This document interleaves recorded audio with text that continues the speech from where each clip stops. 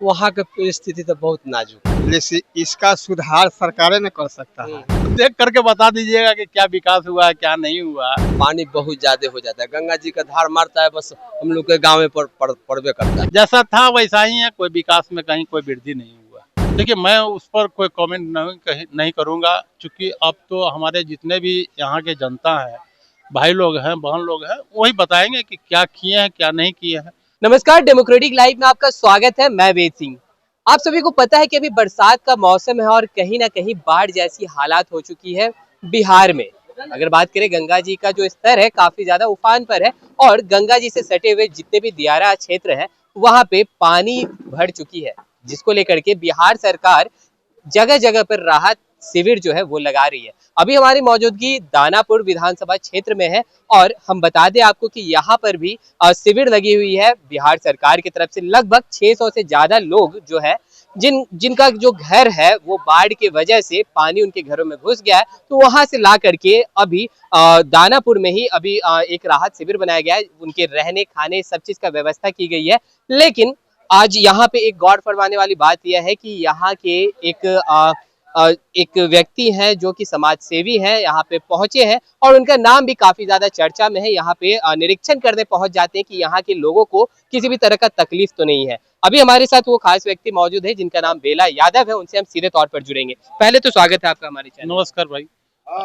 मैं अभी आया हूँ यहाँ बलदेवा स्कूल में, और जितने भी हमारे भाई लोग हैं यहाँ, गार्जियन लोग, बहन लोग, माताएं लोग या बच्चे छोटे छोटे हैं, मैं जैसे ही पता चला है कि वहाँ राहत शिविर चल रहा है तो कल ही आने के लिए थे, लेकिन कल किसी कारणवश नहीं पहुँच पाए। तो आज सुबह सुबह ही आकर के मैं देखना चाहा कि खाना कैसा मिल रहा है। तो अभी खाना सामग्री वगैरह भी चेक किया हूँ मैं, तो खाना तो बहुत ही अच्छा मिल रहा है। खाना में कहीं कोई कमी नहीं है। दोनों टाइम चावल दाल सब्जी जो होता है वो सभी लोगों को मिल रहा है। लगभग दियारा के 5-6 गांव से ये लोग यहाँ पर आए हुए हैं और लगभग इनकी संख्या 500 से 600। अभी कुछ बहने लोगों से बातचीत हो रही थी हमारी, तो उन लोगों का एक मेजर समस्या आया है कि छोटे छोटे हमारे बच्चे, जितने भी बच्चे हैं वो लगभग 10 से 11 बजे तक भूखे रह जाते हैं। उन लोगों के लिए कुछ अगर व्यवस्था हो जाए तो ज़्यादा अच्छा होता। मैं उनसे वादा भी किया हूँ कि मैं अपने स्तर से जो भी यथासंभव होता है सभी भाई लोगों से बात करके उसको तत्काल करवाता हूँ।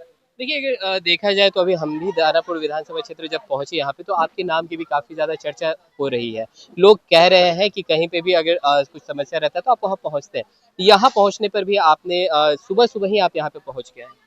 क्योंकि सुबह सुबह आने का 2 पर्पस था कि खाना भी देखना था कि हमारे जो भी यहाँ पे बहने हैं भाई हैं किस तरह की खाना दिया जा रहा है, उसको भी चेक करना मेरा एक मकसद था कि खाना किस तरह से मिल रहा। और सुबह में बच्चे लोग कैसे रहते हैं, बच्चे लोगों के लिए क्या व्यवस्था है वो भी चेक करना था। जो मवेशी सब भी है, लगभग 250 के आसपास में मवेशी सब है, तो उसका क्या व्यवस्था है, ये सब सुबह सुबह ज़्यादा पता चलता है। और सभी भाई लोग फिर बाद में इधर उधर घूमने निकल जाते हैं या अपना गांव की तरफ फिर दियारा में नाव से जाते हैं, वहाँ अपना घर देखने चले जाते हैं कि मेरा घर बचा हुआ है कि गिर गया है। तो ये सब सुबह आने से सभी लोगों से भेंट हो जाती है। दूसरा चीज़ है कि खाना जो बना है उसको भी मैं चेक करूँगा, खा करके भी चेक करूँगा कि खाना का टेस्ट कैसा है। चलिए, ये तो हो गई बाढ़ पीड़ित जो शिविर लगी है बाढ़ पीड़ित लोगों के लिए, उस पर चर्चा। लेकिन अगर हम बात करें, आप यहाँ पे लगातार आप विधानसभा में आप एक्टिव भी है, मुख्य मतलब समस्या क्या है दानापुर विधानसभा क्षेत्र की? देखिए सबसे बड़ा समस्या है दियारा क्षेत्र में प्रत्येक साल गंगा मैया का पानी के प्रकोप प्रत्येक साल इस पर कहर बरपाते हैं। लगभग सप्ताह दिन तक पानी रहता है, उसके वजह से बहुत लोगों का घर टूट जाना या आदमी का नुकसान हो जाना, आने जाने में कम्युनिकेशन टूट जाता है, तो फिर उसको अपना आशियाना बनाने में समय लग जाता है। तो उसके वजह से भी काफ़ी लोग कमज़ोर होते जा रहे हैं। मैं तो चाहूँगा कि उसको एक पैलर खड़ा करे या परमानेंट व्यवस्था करे कि ताकि हमारे दियारा के जो भी भाई हैं या बहनें हैं हमेशा के लिए खुशहाल रहे, और परमानेंट व्यवस्था करना चाहिए। यहाँ के मौजूदा विधायक थे रितलाल यादव जी, अभी फिलहाल वो तो जेल में है, लेकिन उनके द्वारा कितना काम हुआ है दानापुर में? देखिए मैं उस पर कोई कमेंट नहीं करूँगा, क्योंकि अब तो हमारे जितने भी यहाँ के जनता है, भाई लोग हैं बहन लोग हैं, वही बताएंगे कि क्या किए हैं क्या नहीं किए हैं। किसी व्यक्ति बेसिस पर मेरा कमेंट करना लेकिन उचित विकास कितना हुआ है आपके हिसाब से? तो आप खुद देख करके बता दीजिएगा कि क्या विकास हुआ है क्या नहीं हुआ है। जैसा था वैसा ही है, कोई विकास में कहीं कोई वृद्धि नहीं हुआ। देखिए अभी जो यहाँ समाज सेवी थे बेला यादव जी, उनसे अभी हमने बातचीत की, लेकिन अब जो जमीनी हकीकत है, यहाँ की जनता जो आई है, बाढ़ प्रभावित जनता जो है वो यहाँ पे पहुंची, यहाँ की व्यवस्था तो उनसे अच्छा कोई और नहीं बता पाएगा। कहाँ से आए हैं आप यहाँ पे? कासिम चक से। कैसी व्यवस्था की गई है यहाँ पे राहत शिविर? ना व्यवस्था भी ठीक है। क्या कुछ कमी रह गई है यहाँ पे? अभी तो फिलहाल कमी दिखाई नहीं दे रहा है। जानवर के लिए चारा व्यवस्था है ये है, और आदमी खाने के लिए और रहने के लिए सब व्यवस्था किया गया है। इस विषय पे सरकार के प्रति कोई कटाक्ष करना अच्छी बात नहीं है। यानी व्यवस्था की गई है। व्यवस्था ठीक है। चलिए कुछ और भी जनता है, उनसे भी हम बातचीत करेंगे। चाचा कहाँ से आए हैं आप? कासिम चक से। कासिम से। कैसा अभी हालात है अभी उस साइड? हालात ये इसके बारे में कहना, देखिए अब आप लोग तो हर एक आदमी से बतियाते हैं, ठीक है बात, लेकिन सरकार करे या कोई करे, सरकार के बाद ये तो परंपरा है, लेकिन इसका सुधार सरकारें ने कर सकता है। कहा नहीं कोई व्यवस्था ठीक है, इंदिरा आवास है तो सबको मकान बना दिया जाए, परमानेंट के लिए ठीक रहेगा। पानी का है, आने जाने की व्यवस्था है, तो गंगा जी तो कभी मानने वाले नहीं है, इसका पक्का पुल का व्यवस्था कर दिया जाए तो करेगा लोग, करने वाला ना, कहने से नहीं ना होता। यानी अब सरकार से चाहते हैं कि पक्का पुल हो जाए, तब ना मनुष्य की सब आवश्यकता है तो हमको लोग को बहुत है, लेकिन उतना के पूरा करेगा।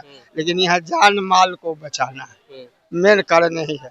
अब बार बार तो बाढ़ है करता है, तो अब इसके बारे में सरकारें ने विचार करता है कि बार बार बाढ़ आता है तो इसके बारे में क्या कर सकते हैं हम लोग, क्या कर। चलिए यहाँ कुछ लोग और भी हैं, उनसे हम बातचीत करेंगे। चाचा जी यहाँ पे देखिए जय गुरुदेव जी का टी शर्ट पहने हुए हैं। जय गुरुदेव जी पे भरोसा है? जी, जय गुरुदेव पर तो भरोसा तो है। भरोसा है जी। यहाँ पे हम देख रहे हैं कि यहाँ पे सरकार की तरफ से राहत शिविर लगाई गई है। आप जहाँ पे से आए हैं वहाँ की परिस्थिति क्या है? वहाँ की परिस्थिति तो बहुत नाजुक है। जी, कासिम चक से हम आए हैं। वहाँ की स्थिति बहुत नाजुक है, इसलिए कि हम लोग कुछ खाला में पानी का अथी में बसे हुए हैं। वहाँ पानी बहुत ज्यादा हो जाता है, गंगा जी का धार मारता है, बस हम लोग के गाँव में पड़बे करता है। अच्छा, आप वहाँ पे रहते हैं, आपकी घर द्वार है वहाँ पे, गाय गरुआ रहती है, तो कितना परेशानी हो जाता है बाढ़ के समय में? बाढ़ से परेशान तो हम लोग जानवर के, आदमी के, सबका परेशानी है। जी। एक आखिरी सवाल रहेगा कि सरकार से क्या आप मांग करते हैं? सरकार से मांग तो यही करेंगे कि कम से कम सबले पहले हम लोग के वास चाहिए। हम लोग के वास बिनु बहुत ज्यादा दिक्कत है। हम लोग के झोपड़ी का घर है, आंधी आता है, बाढ़ आया, आंधी आया, बस झोपड़ी गिर जाता है, देह पर हम लोग के गिर जाता है।